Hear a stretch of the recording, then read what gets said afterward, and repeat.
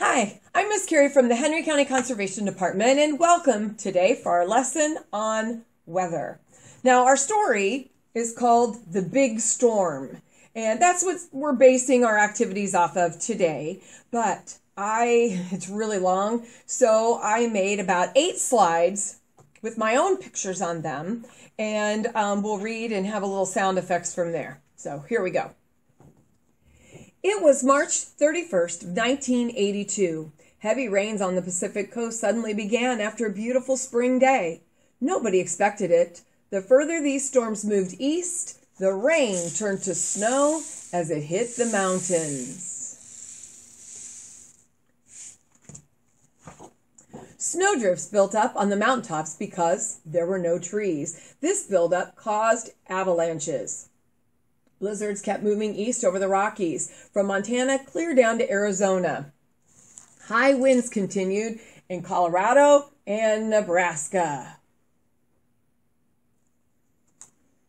The storm grew worse as it headed over the plains. Blowing snow and record low temperatures slammed the area. Weather stations in the storm reported what was going on to the National Meteorological Center near Washington, D.C. Meteorologists put data in computers and then into more computers to predict what the storm would do next. People waited for violent thunderstorms and tornadoes.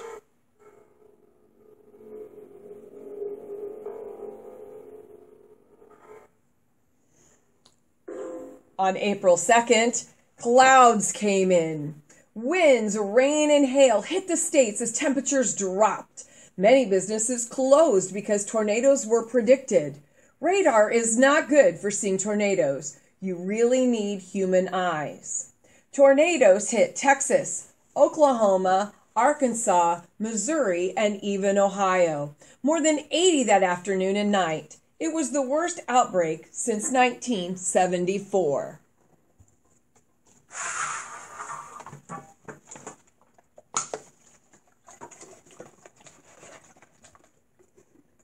I think you can see my tornado.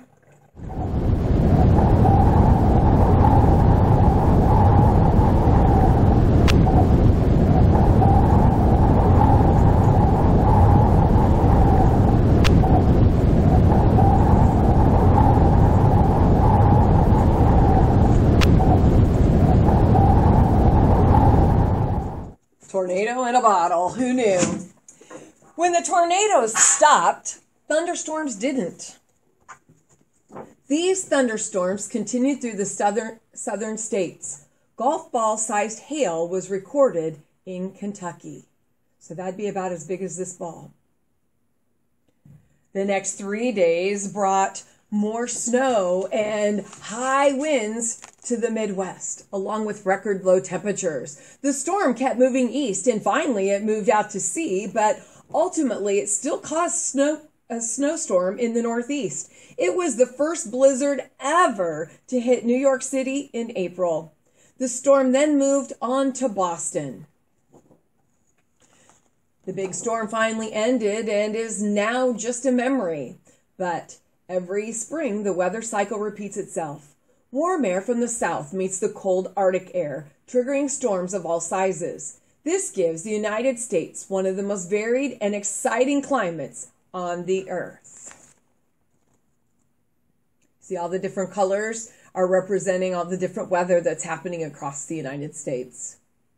So I've used that word weather a few times. What is weather? When we talk about weather, weather is the day-to-day conditions of a particular place. So if I was talking about Mount Pleasant, Iowa today, I would say the weather today is partly to mostly cloudy with a chance of rain. Now, how is that different from the word climate? Well, climate is an average weather condition of a particular place over a long period of time. So if I said that the weather today was partly cloudy to mostly cloudy with a chance of rain, when we're talking about climate, we would say that the climate of Mount Pleasant, Iowa, in general, in April and the beginning of May, is generally rainy.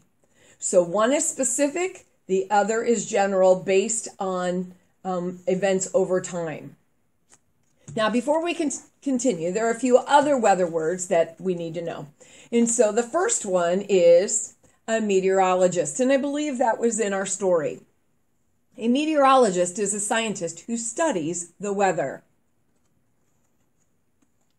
Meteorology is the study of that weather. It's the study of the atmosphere, and it is especially useful in weather forecasting. Okay, a couple words in there. Let's pick out what atmosphere means. The atmosphere is the air or the layer of gases that are around our planet. And so a weather forecast that meteorologists do is a prediction of what the weather is going to be like in an hour, tomorrow, or next week, using a combination of computer models, observations, and a knowledge of trends and patterns. So it's predicting what the weather is going to be like right now, not climate over time. It's right now. One way weather is predicted is by using Doppler radar. Doppler radar is a way to give those weather forecasters the ability to be able to detect severe storms early. And what they can do is they can tell us how much rain we're going to get, how hard it's going to be, what direction the wind's going, how fast the wind's blowing, and it could even tell us the size of hail that is predicted and rainfall amounts. Now, this Doppler radar, usually when you talk about that, you hear also about the Doppler effect. And so the Doppler effect is a change in the frequency of that sound that Doppler radar was giving as it comes towards you and then passes you and back and forth. So here are some examples of the Doppler radar. Doppler effect.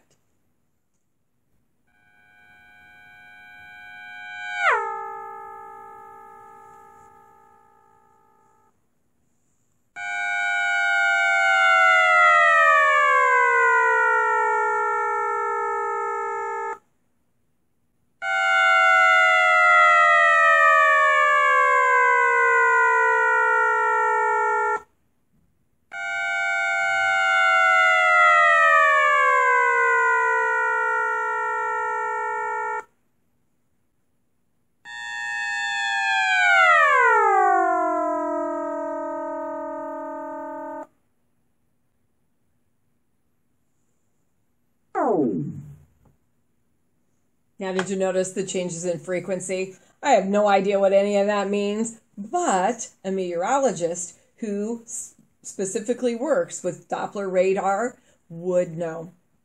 Now, when we think of bad weather, we usually think of some sort of precipitation. And precipitation is just a big fancy word that's a general word for what kind of water is coming out of the clouds.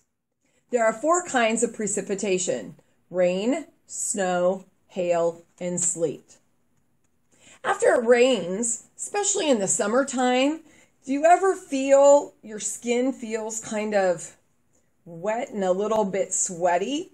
And you hear adults say it's a little muggy out or it's humid? Well, humidity is the amount of water that's in the air. The more water vapor in the air, the hotter we feel, the stickier we feel. That's what happens in the summertime. The less water vapor in the air, the cooler our bodies feel. That would be like if we went outside in the winter time. We don't have that same sticky feeling. When humidity reaches 100% at any temperature, that means the air cannot hold any more water. And so it releases the water vapor in a form of fog, mist, dew, or some sort of precipitation from the clouds. Now, meteorologists have some other tools that they use, and one of them is to help measure humidity. This device right here, look at the bottom, this is called a hygrometer. A hygrometer measures the humidity or the amount of water in the air. Now, I happen to have this combo tool, and so at the top, what we have here is a way to measure the air temperature, how hot or how cold. This is called a thermometer. Now, sometimes when adults have the weather on in the news, you see weather maps that kind of look like this. Weather maps are another tool that shows the atmosphere. You remember the gases around our planet, the air, shows the atmospheric conditions over a large part of the Earth's surface. On TV, meteorologists use these weather maps to forecast or to predict the weather. So think about this. When you look at this map, you see the color blue and you see the color red. If you were thinking of a color and I said cold, what color would you think of? Well, hopefully you said blue. Cold, we think of blue, and then if you look along that line, you see those little triangle-shaped things? Those are representing icicles. Icicles are cold. We think of blue being cold. This line is showing a cold front. This is cold air going through this area. Now, when we think of something hot, generally we think of, well, the color red. And then if you look on our line here, you'll see those kind of look like little half suns. Those half suns, well, the sun hopefully is hot. And so you have a red line with the sun that is showing a warm front. Warm air is coming, but unfortunately the warm air is meeting the cold air. And so you can see where they've met up here at the top. That means cold air meeting warm air. There's a storm happening right here. And in that storm, we're having something like we've been talking about, either with precipitation, high winds, tornadoes, depending on the severity. Now back to this map. On this map, hopefully you can see that you can see the blue with the icicles. So we have cold air. We have warm air here, the red with the suns. But I also notice that there's a letter here, the letter H, and then I believe there's a letter L right up here. Well, H stands for a high pressure system. And if we're looking at H, the word happy starts with the letter H. So the weather in a high pressure system is going to be happy. We're going to have wonderful weather. On the flip side of that, at the top, we have the letter L. L stands for a low pressure system. And L is also the first letter in the word lousy. So the weather on a low pressure system, lousy weather, would mean that's where we're going to have some sort of rain, precipitation, and maybe even a storm. Now, there's a couple other words that I want to clarify before we go any further. When we hear on the radio there's some sort of tornado warning, that word means that this event, whatever it is, whether it's a thunderstorm, tornado, whatever, that this event is actually happening somewhere. So you need to be prepared and get ready and protect yourself. The last word is a watch. That means, you know what? It could happen. Watch out for the thunderstorm. Watch out for whatever particular hazard that is coming on. Now, meteorologists guess or predict the weather based on these maps, and they look at climate over a period of time. But there's also another way to predict the weather. Let's use, or have you heard of, a farmer's almanac. Now, I understand that my farmer's almanac is pretty old, but the point is still the same. There's a secret formula that was made by the founder of the farmer's almanac, Robert B. Thomas, back in 1792. He believed that the weather on Earth was influenced by sunspots. Sunspots are magnetic storms on the surface of the sun. Notes of his formula are locked away in a black box in the Farmer's Almanac office located in Dublin, New Hampshire. This mathematical equation, that since 1792, is 80% of the time correct. Now, since 1792, we have had a lot of technology come out, and the almanac has actually refined its formula using more scientific calculations that have to do with technology. The almanac uses 3 ideas to form their long-range predictions, because this is a list of what's going to happen the entire year in this particular time, 2013. It's for the whole year. And so what they do is they use these 3 ideas. 1, they look at those sunspots and the solar activity. They also study the climate of particular areas, and especially looking at wind patterns. And the third thing is they look at the air. Meteorology. They study the atmosphere. All in all, the Farmer's Almanac uses averages of the past 30 years and updates the temperatures and precipitations every 10 years. They believe that nothing in the universe is random, and if one thing happens, the same thing follows, at least in weather. The almanac is very random when it describes weather. Now, one more fun thing that I want to tell you before we go is that it's kind of fun that there are these charts in here. And if you pick your month and your birthday, that maybe some fun event happened. And I also know that some of those fun events are also on the internet. So with that being said, that's all I have for today. Thanks.